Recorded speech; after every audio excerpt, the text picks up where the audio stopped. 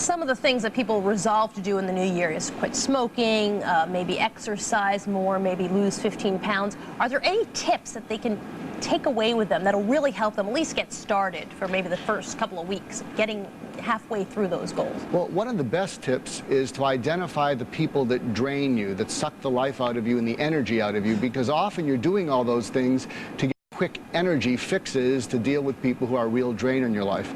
So if you can take the first 30 days or 60 days and figure out what is draining from your life and figure out a way to stop that, then you won't need those quick energy fixes that you need to make it from lunch to dinner.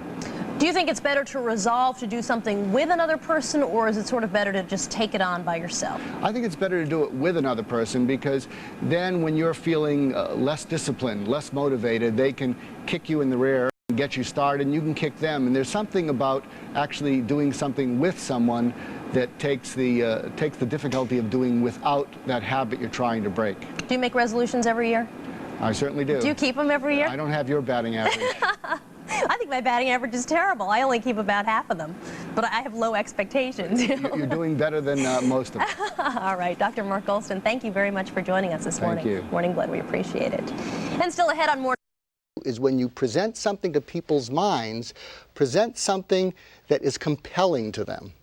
Compelling makes them come towards you. Don't do something that's convincing where you're trying to just drive it home, because they'll all just cross their arms, and when they cross their arms, they're going to push you away. The lesson is, if you can listen between words and get where people are coming from, they'll open their minds and hearts and let you take them where you want them to go. If you go into a situation and someone's going to say no to you, the more poise you have, the less defensive, the less hurt, the less angry you are, the more likely are they going to respect you, and there's a very good chance that they might turn that no into a yes. In matters of communication, what you really want to do is find every possibility to talk with people, because they will open up their mind, their hearts, and maybe even their wallets to you.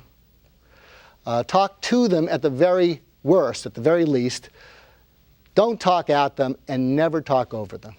If you want to win friends and influence important people, be the first one to ask a question at a convention, and ask the kind of question that they would be happy to answer. Hello, Mark. Hello. I hear you just bought a motorcycle.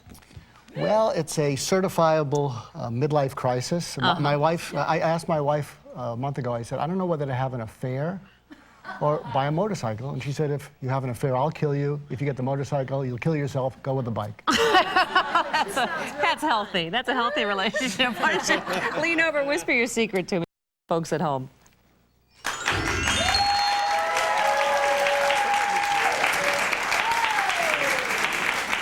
Panel, Mark here helps to save people's lives. You have to figure out how.